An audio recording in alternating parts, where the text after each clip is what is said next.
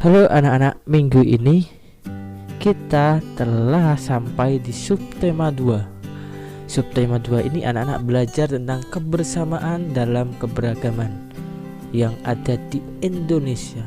Bahwa dalam keberagaman tersebut kita harus bersatu. Walaupun berbeda suku, budaya, dan agama, tidak akan menghalangi siapapun untuk kita bisa lebih bersatu, menghargai kebinekaan dan menghormati perbedaan yang ada. Anak-anak yang ada di rumah bisa membuka buku siswanya, buku siswa kurikulum 2013 tema 1, atau bisa mempause video ini untuk membacanya. Di sini anak-anak ada teks yang berjudul bekerja sama dalam keberagaman. Seperti pertemuan minggu lalu, kita akan mencari gagasan pokok dan gagasan pendukung. Mari kita cari di paragraf pertama. Edo dan kelima temannya mendapat tugas untuk melakukan percobaan tentang bunyi. Sepulang sekolah, mereka berkumpul di rumahnya. Setiap orang sudah menyiapkan peralatan yang dibutuhkan. Lani dan Siti membawa beberapa kaleng yang sudah dilubangi. Udin dan Beni membawa benang kasur.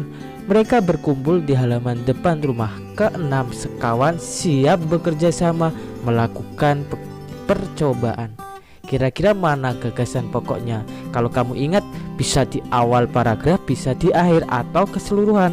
Dilihat dari paragraf tersebut bahwa kalimat inti pokoknya bahwa anak-anak itu ingin melakukan apa, yaitu ada di akhir paragraf.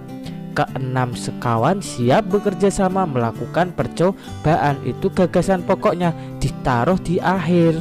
Karena di awal-awal itu mereka sudah menjelaskan bahwa mereka itu ingin melakukan percobaan. Ada yang membawa kaleng, ada yang berkumpul membawa peralatan, berkumpul di halaman depan rumah. Itu dijelaskan dulu sampai akhirnya di akhir paragraf dijelaskan gagasan pokoknya ingin melakukan percobaan. Nah, pada pertemuan sebelumnya anak-anak telah belajar tentang sifat perambatan bunyi, bahwa bunyi itu bisa didengar dengan 3 syarat, yaitu sumber bunyi, media, dan juga pendengar atau kita sendiri. Nah, kita mempunyai indera pendengar yaitu telinga, ya, 2 telinga yang ada di bagian kepala kita. Kita harus bersyukur karena mempunyai bentuk tubuh yang lengkap dan sempurna. Kita bisa mendengar berbagai suara, kicauan burung, suara air mengalir, musik, dan lain sebagainya. Nah, bagaimana sih anak-anak telinga itu bisa mendengar? Proses kita mendengar itu bagaimana sih? Nah, anak-anak, kita tahu bunyi itu berasal dari benda yang bergetar. Getaran dari benda tersebut mengakibatkan di udara di sekitarnya bergetar. Getaran tersebut menimbulkan gelombang bunyi di udara anak-anak.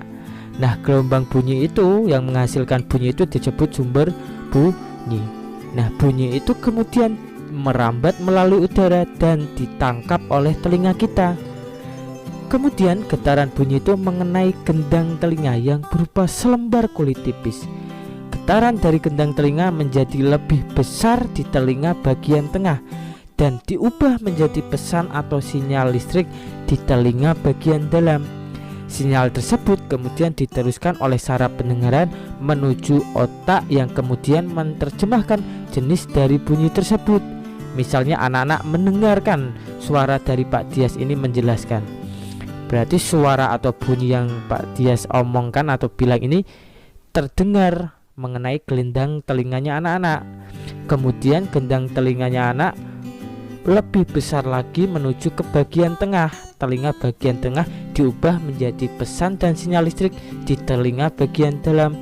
Kemudian sinyal atau bunyi yang diucapkan Pak Dias itu diteruskan ke saraf pendengaran menuju otak. Oh, Pak Dias sedang bicara ini. Oh, Pak Dias mengeluarkan kata-kata ini. Nah, itu adalah otak yang memproses akhirnya. Pada proses akhirnya itu di otak, dimulai dari gendang telinga, kemudian telinga bagian tengah, kemudian masuk menjadi pesan di telinga bagian dalam, kemudian diteruskan saraf pendengaran menuju otak untuk diterjemahkan. atau diartikan itu bunyi apa, itu suara apa, seperti itu. Nah, begitu pentingnya indera pendengar atau telinga bagi kita.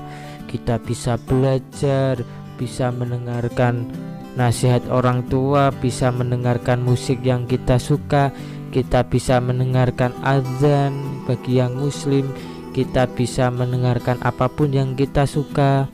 Maka dari itu, anak-anak harus rajin merawat telinga, membersihkan kotoran yang ada di telinga.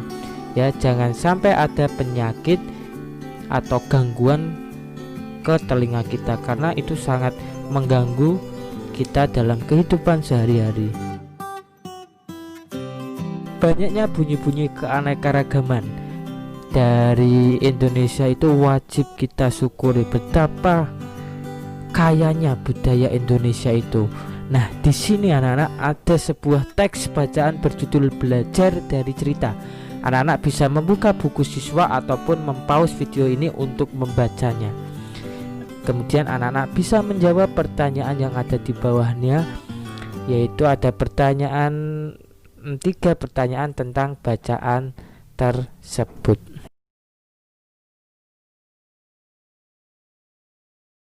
Terima kasih ya anak-anak telah mengikuti pembelajaran hari ini. Sampai jumpa.